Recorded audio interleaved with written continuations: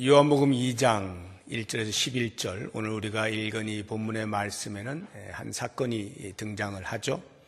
예수 안 믿는 사람도 알 만큼 유명한 사건입니다. 갈릴리 가나에 혼인잔치가 있었는데 예수님께서 초청을 받아 가셨죠. 그의 어머니 마리아도 같이 갑니다.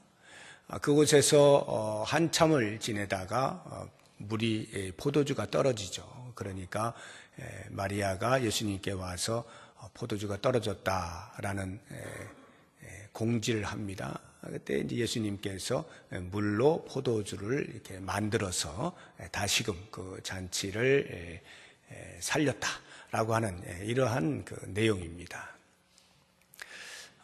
이 유명한 말씀, 물이 변하여 포도주가 되었다라고 하는 이 사건의 핵심은 하나님 나라가 어떠할 것임에 대한 이야기입니다. 하나님 나라는 이러하다라고 하는 것을 우리에게 알려주고 있는 것이에요. 또 다른 하나가 있다면 그것은 예수님께서 이 땅에 오신 목적, 예수님께서 공생의 기간 동안에 하나님으로부터 받은 사명이 무엇이냐라고 하는 것을 드러내기 위한 사건으로 기록이 되고 있는 것입니다. 그런데 이러한 핵심을 놓칠 만한 변방의 교훈들을 우리가 그동안 너무나 많이 들어왔어요. 안타깝게도 우리가 이 말씀들을 통하여 듣는 대부분의 말씀들은 믿음 또는 순종에 대한 이야기입니다. 그래서 마리아의 믿음을 보라. 예수님께서 거절하시는데도 불구하고 하인들에게 예수님이 무슨 말씀을 하시든지 그대로 행하라 라고 하는 무모해 보이는 듯한 그러한 믿음. 그래서 그 믿음으로 인하여서 이런 놀라운 기적이 일어나게 되었다라고 하는 말씀을 우리가 많이 듣습니다. 뿐만 아니라 하인들을 보아라. 이 하인들이 예수님께서 항아리에다 물을 채우라 하니까 아예 아귀까지 끝까지 철렁철렁 넘칠 정도로 그렇게 채우는 걸 봐라. 그리고 갖다 주라 하니까 아무 말 없이 그냥 갖다 주는 것을 보라. 물을 퍼다가 갖다 주면 낭패를 볼 것임을 뻔히 알면서도 예수님이 말씀하시니까 그냥 그대로 순종을 하는 이 하인들의 모습, 이러한 것이 곧 물이 변하여 포도주가 되는 기적을 경험하게 되는 것이다 라고 해서 그 믿음과 순종을 많이 강조하는 말씀들을 우리가 들어왔습니다. 그런 게 아니라면 또는 조금은 색다르게 이런 말씀들도 있어요.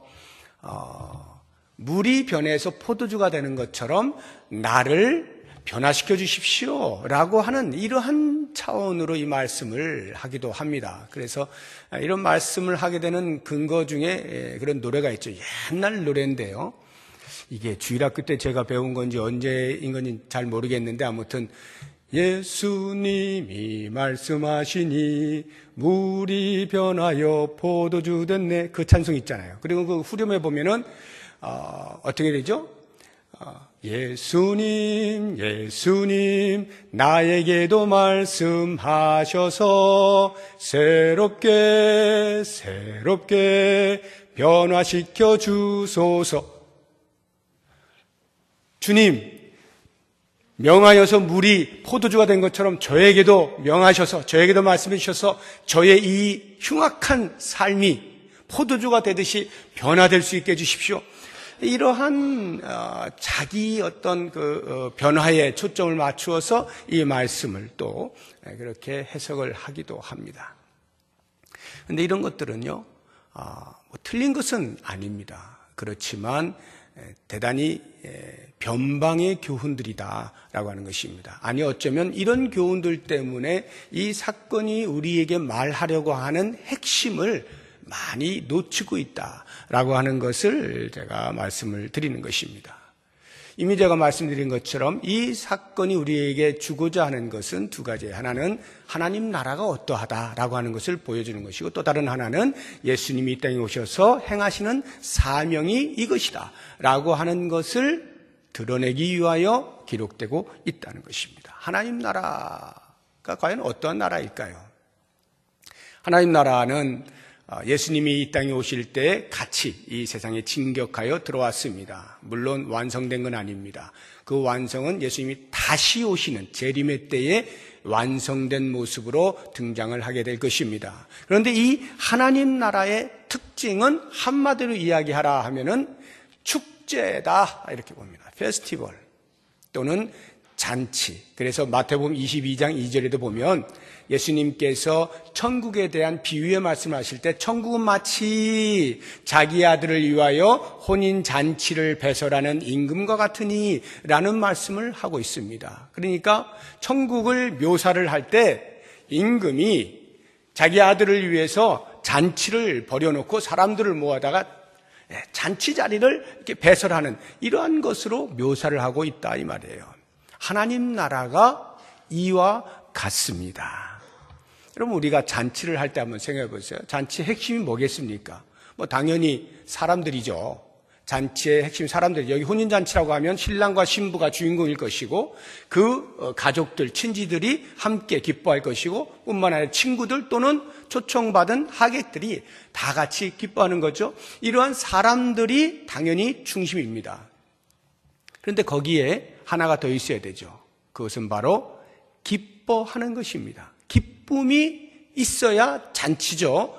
잔치에 모여서 싸우고 있으면 서로 티격태격하면 그건 잔치 망하는 것이죠.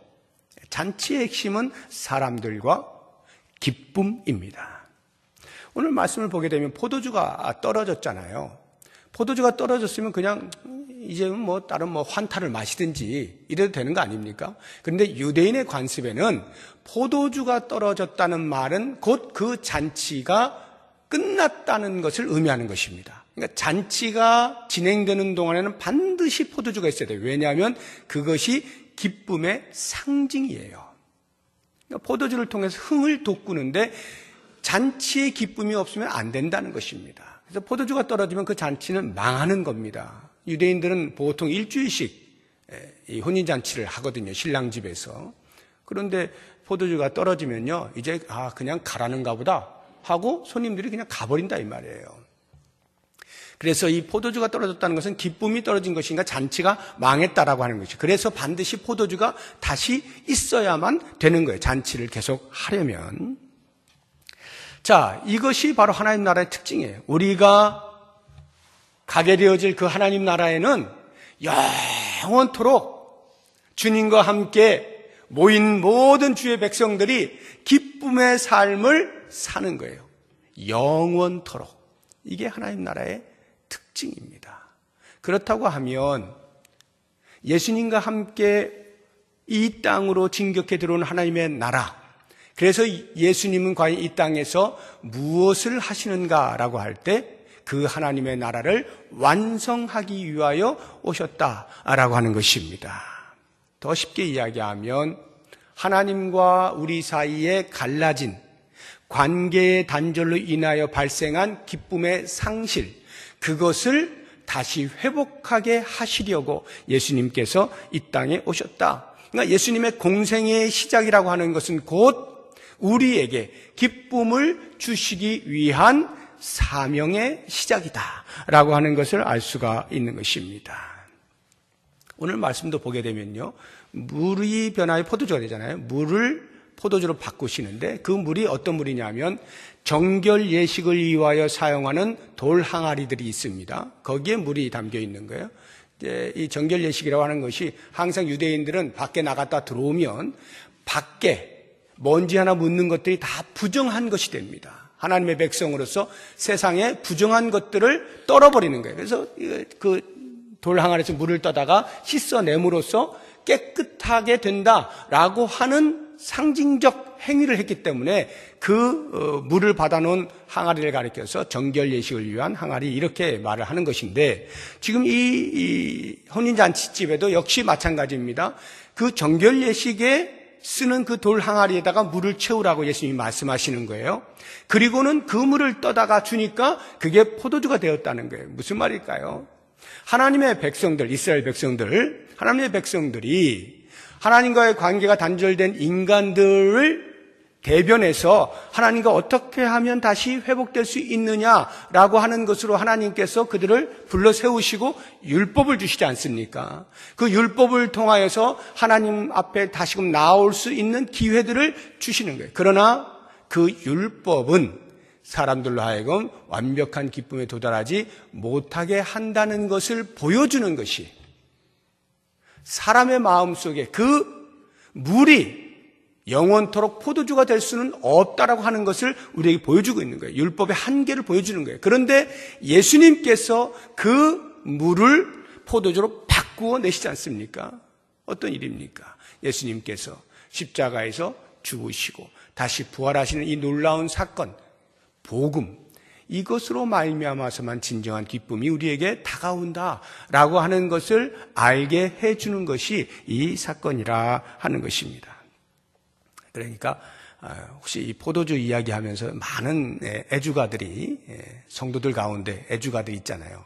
술을 못 끊으시는 분들이 이 말씀에 많은 위로를 받아요. 봐라, 예수님이 직접 술을 만드시지 않았느냐, 그리고는 사람들에게 먹여주시지 않았느냐, 이렇게 너스레를 떠시는 분들이 계시는데, 이 사건은 그런 이야기가 아니죠. 술 이야기 아닙니다.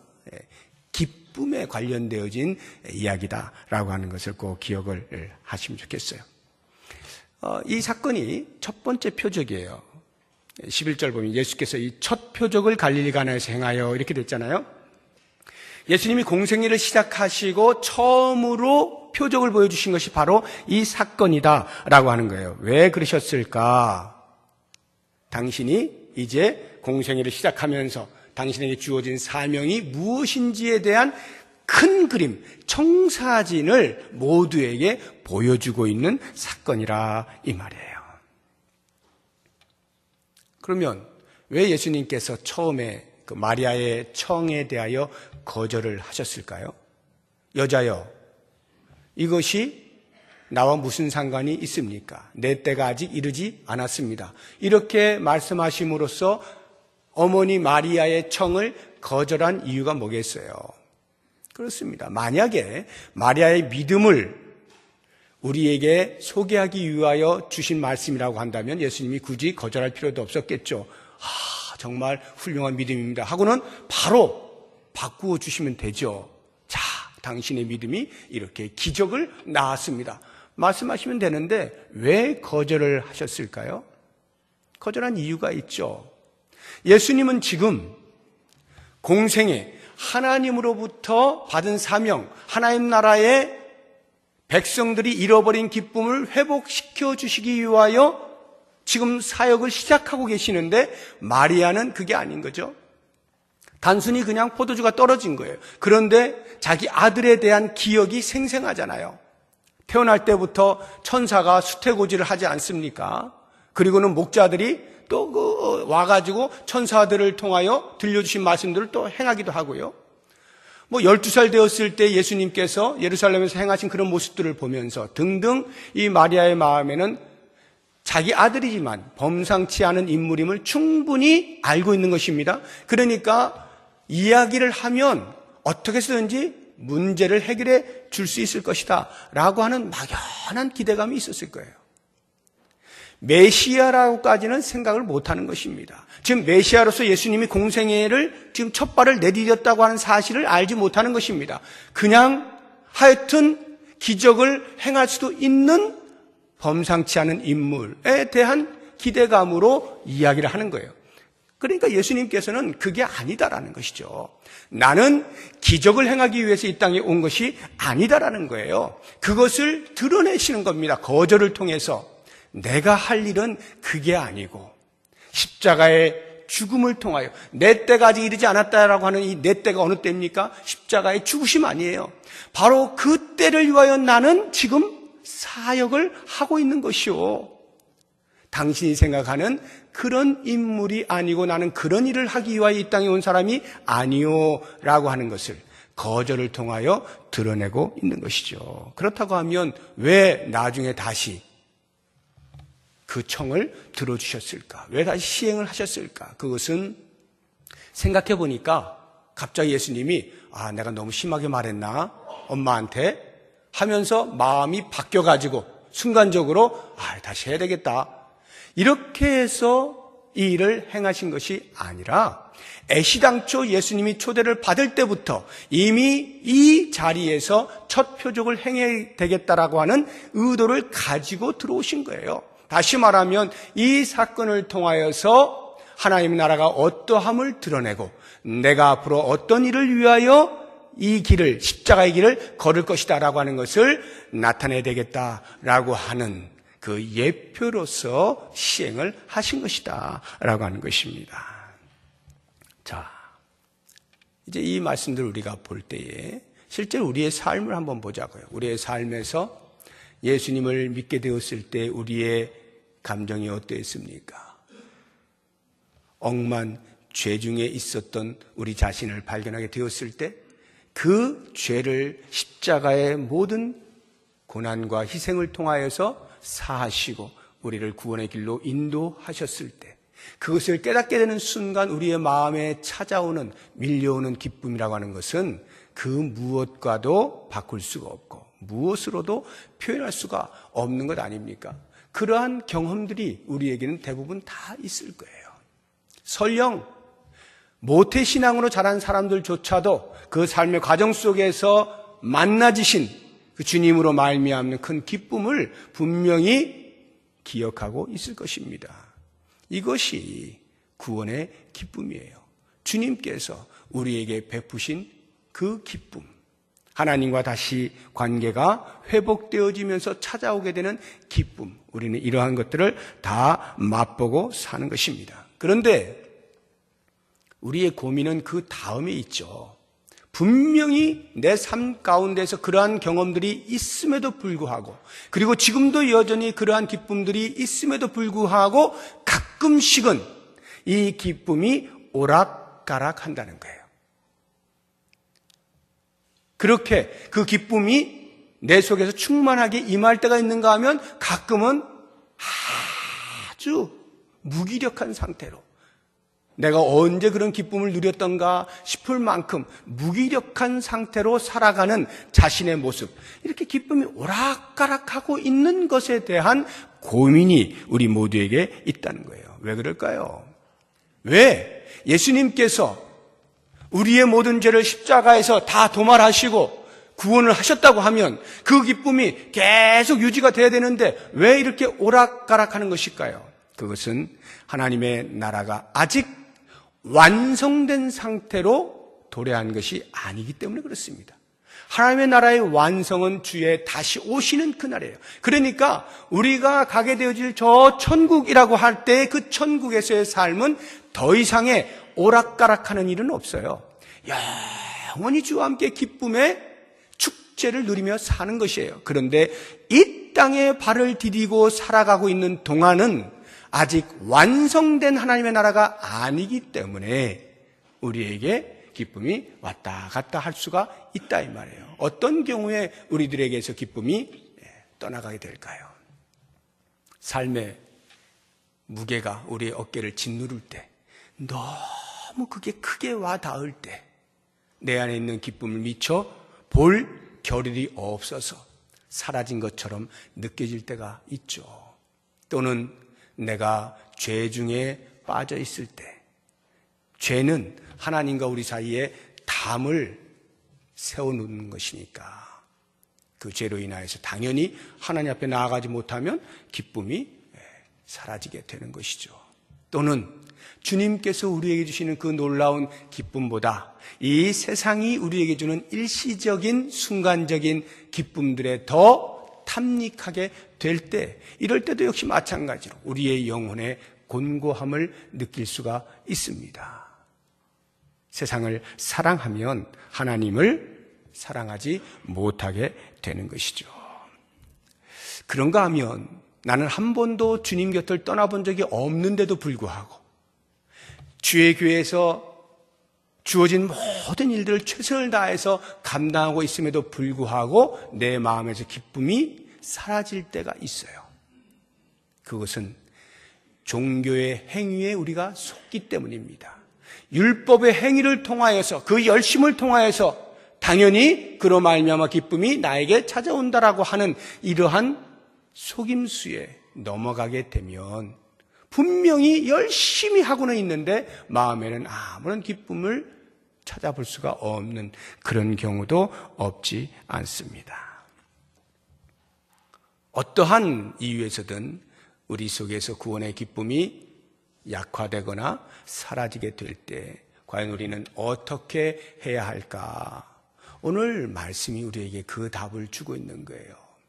예수님께서 하나님을 떠난 인류에게 십자가의 은혜를 통해서 다시금 하나님 앞으로 나올 수 있는 길을 만들어주신 이 놀라운 사건은 지금 이 시간 우리가 살아가고 있는 이 현실 속에서 우리의 사라진 기쁨을 회복하기 위한 또 다른 방편을 알려주고 있는 것입니다. 다름 아닌 예수 그리스도께로 나아오는 거예요. 십자가의 은혜 아래로 나아오는 것입니다. 이것이 우리의 사라진 기쁨을 다시금 회복할 수 있는 유일한 길이다라고 하는 것입니다. 이스라엘 백성들을 보세요.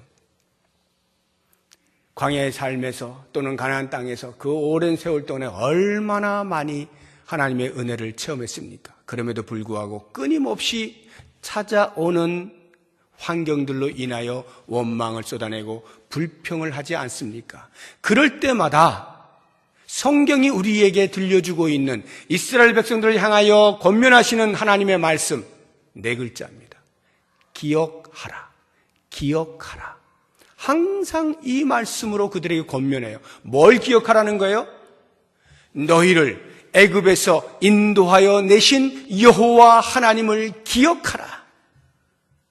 애굽에서 인도해 내신 여호와를 기억하라는 것입니다. 여러분, 이렇게 원망과 불평을 쏟아내고 있는 현실 속에서 아무런 기쁨을 찾지 못하고 있는, 헤매이고 있는 그 이스라엘 백성들을 향하여 왜 과거에 있었던 한 사건에 대하여 기억을 하라고 할까요? 그 기억을 통해서 추억을 더듬으면서 지금 그러하지 못한 것에 대하여 그나마 위로를 받으라고요? 아니면 참 그때 좋았는데 넋두리 하라고요? 그런 이유로 기억을 하라 말씀하시는 게 아니죠. 과거에 애굽에서 자기들을 이끌어내신 그 하나님을 기억해낼 때 현실 속에서의 사라진 기쁨을 다시 찾아낼 수가 있기 때문입니다. 그 기억이 현장을 극복해낼 수 있기 때문입니다. 지금의 어려움을 이겨낼 수 있기 때문이에요. 다시 말하면 과거에 베푸신 그 하나님의 은혜는 과거의 한 번으로 끝나는 것이 아니라 지금도 여전히 계속하여 우리에게 흘러오고 있다라고 하는 것을 알게 하시기 위하여 기억하라 말씀을 하고 있는 것입니다. 하나님의 은혜는 지금도 우리에게 계속 임하고 있는 거예요. 우리의 감정이 그것을 받아들이든지 못 받아들이든지, 우리의 이성이 그것을 인지하든지 못하든지, 하나님은 여전히 우리에게 은혜를 부어주시고 계시는 거예요. 그런데 우리가 그것을 느끼지 못할 때 하나님의 은혜가 떠났다고 생각해요. 그러니까 자연스럽게 우리의 마음에 있던 기쁨을 다 빼앗기는 거예요. 그러니까 그 기쁨을 회복하기 위해서는 은혜 앞으로 다시 나아오는 길밖에 없는 거예요. 십자가의 은혜 앞으로 나오는 거예요. 십자가의 은혜를 생각할 때, 그 십자가에서 우리에게 베푸신 은혜를 생각할 때, 그 은혜가 지금도 나의 이 구체적인 이 자리에서 여전히 우리에게 임하고 계신다, 이 말이죠. 사도 바울이 그 고백을 하고 있지 않습니까? 자기 아들을 아끼지 아니하시고 우리 모든 사람에게 내주시니가 어찌 모든 것을 우리에게 주시지 않겠느냐. 그 아들과 함께 아들을 십자가에 못 박아 가면서까지 우리를 얻으신 하나님께서 그 이후의 삶을 책임지시지 않겠느냐라고 하는 지극히 상식적인 이야기를 바울이 하고 있는 겁니다. 그런데 우리는 가끔 그 상식에 미치지 못할 때가 있다는 거예요. 이미 우리를 위하여 구원하시기 위해서 십자가에 못 박아 죽게 하신 그 하나님의 놀라우신 사랑, 기꺼이 아버지의 뜻을 따라서 당신의 몸을 맡기시고 모든 피를 다 쏟아내신 예수님의 그 사랑, 그것을 분명히 알고 있으면서도 지금 나의 삶에서 기쁨이 사라질 때 우리는 그것이 십자가의 은혜 앞에 나오지 못한 우리의 모습 때문이라는 것을 알지 못한 채 하나님께서 왜 나에게 기쁨을 빼앗아 가셨나 라는 생각을 하게 된다는 말이죠. 그렇습니다. 우리의 삶에서 기쁨이 없습니까? 은혜를 기억하십시오.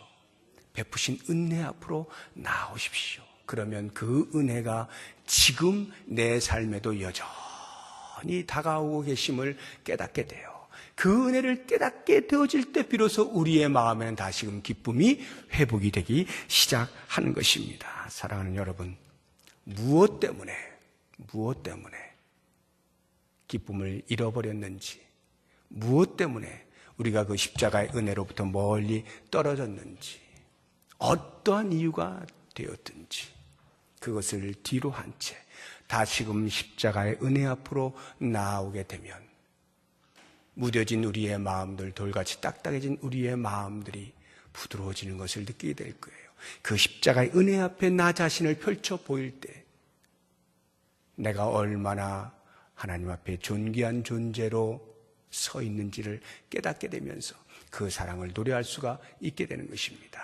이제 여러분의 삶에서 때때로 기쁨이 사라지는 순간들을 맞이할 때마다 이 찬송을 꼭 부르시면 좋겠어요. 찬송을 부르시면서 주의 은혜를 다시금 되새기고 그 은혜 앞으로 나아오고 나의 존재가 어떠함을 깨달을 수 있는 그런 시간들이 됐으면 좋겠는데, 우리 이 찬송 십자가 그 사랑 멀리 떠나서라고 하는 찬송인데요, 먼저 우리 김현우 전사님이 한번 독창을 하시고 그리고 들어보시고 그 다음에 우리가 같이 또 따라서 불러보도록 하겠습니다.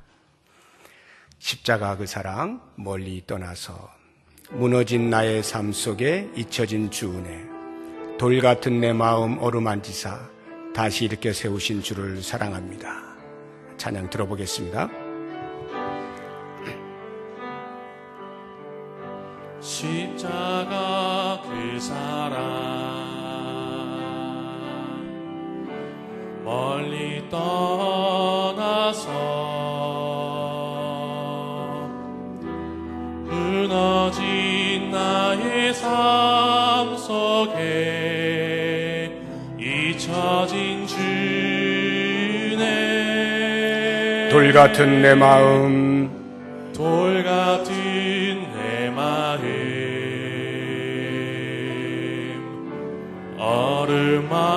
어루만지사 다시 일으켜 세우신 주를 사랑합니다. 다시 일으켜 세우신 주를 사랑합니다. 주 나를 보호하시고 날 붙드시리. 주 나를 보호하시고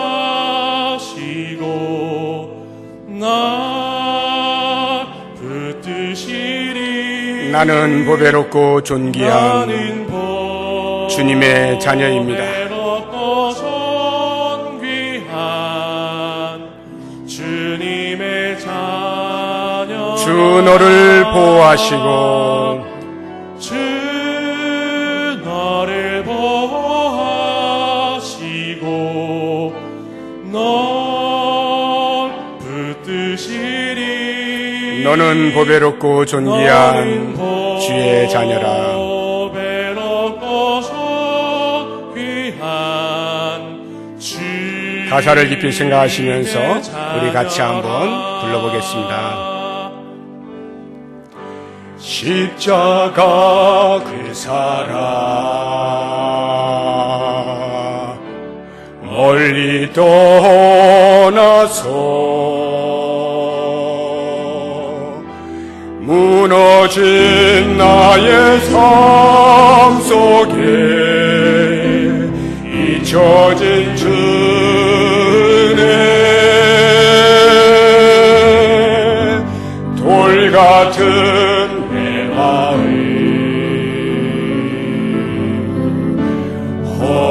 어루만지사 가지를 펴 세우신 주를 사랑합니다. 아멘, 아멘, 아멘. 주 나를 보시고 날 믿으시니 나는 보배롭고 존귀한 주님의 자녀라. 주 너를 보호하시고 주 너를 보호하시고 널 믿으시니 너는 보배롭고 존귀한 주의 자녀라.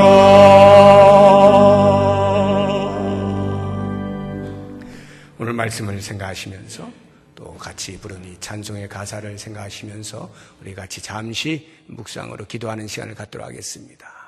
혹시라도 내 마음에 기쁨이 사라져 있다면 주님 무엇 때문입니까? 어떠한 이유가 되었든 다시 십자가의 은혜 앞으로 나옵니다. 주여 저를 받아 주옵소서. 십자가에서 보여주신 그 놀라우신 사랑을 경험하면서 우리 잃어버린 기쁨을 회복할 수 있게 주옵소서. 그 기쁨으로 주님께서 나를 얼마나 사랑하시는지 고백하고 그 당당함으로 세상에서 멋지게 살아갈 수 있게 주옵소서. 우리 묵상으로 기도합니다.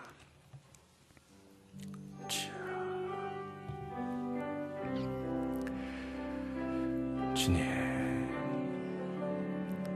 우리의 마음을 지켜주시오. 주의 은혜로 하십시오. 우리의 마음에 사라진 기쁨들을 주의 은혜 앞에 나오니 주님 우리를 살리십시오. 주님 하십시오. 아버지, 십자가에 놀라운 은혜가 내 마음을 채우길 원합니다. 은혜가 부족해서가 아니라 은혜 앞에 나오지 않기 때문이고 은혜가 멈추었기 때문이 아니라 그 은혜를 누리지 않기 때문인 것을 깨닫고 오직 주님만 알고 아버지를 우리 안에서 큰 삶을 살아 이로 이 땅에 불완전하지만 천국에서의 영원한 잔치에 참여하는 꿈의 삶을 살아갈 수 있는 기쁨 허락하여 주시옵소서. 오직 주님만이 우리에게 하여 주시옵시고 하여 주시옵소서. 당신을 믿사하고 우리 안심 주시옵소서.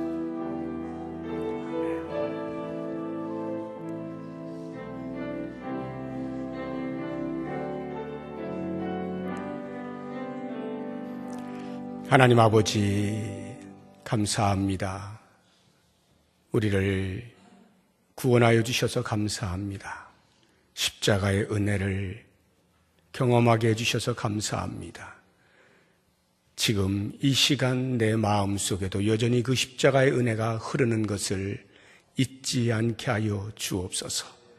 아들을 아끼지 아니하시고 내주신 이가 어찌 모든 것을 우리에게 그 아들과 함께 주시지 않겠느냐는 말씀을 기억하며 베푸시는 은혜 앞에 나와 기쁨을 회복하는 삶을 살게 하여 주옵소서.